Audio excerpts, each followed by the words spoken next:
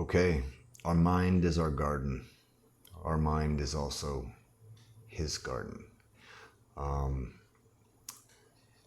But let's stick to, for now, an analogy that our mind is just our garden, and it's a little bit unpredictable sometimes if we aren't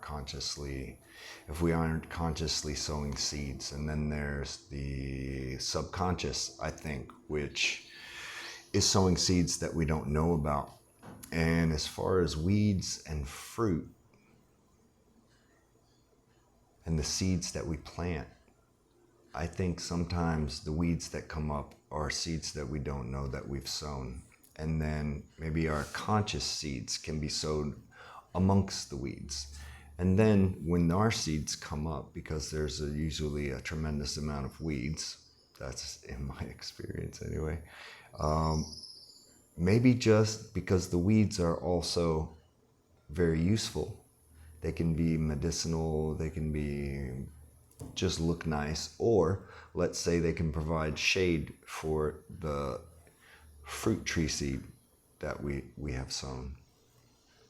So maybe just clean out the weeds around the fruit tree and leave the rest to shade it and protect it as it grows. And then as it grows, as fruit trees grow, you will notice under many fruit trees that the weeds just don't grow there naturally.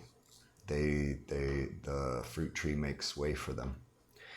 And then the fruits that we want, if we know what seeds we're planting, the fruits can be bigger or smaller, or have more or less nutrition.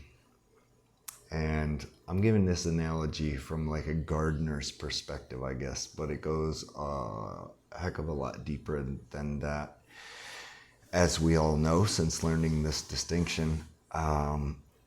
So I think it makes me think of a subconscious seed that I now know that I planted as a child, and it was from a traumatic experience. It was an experience where I had been beaten pretty badly. And towards the end of this what seemed to be a very long beating, all of a sudden I heard voices. I heard many, many, many voices in my head. And it felt like that they were all around me. And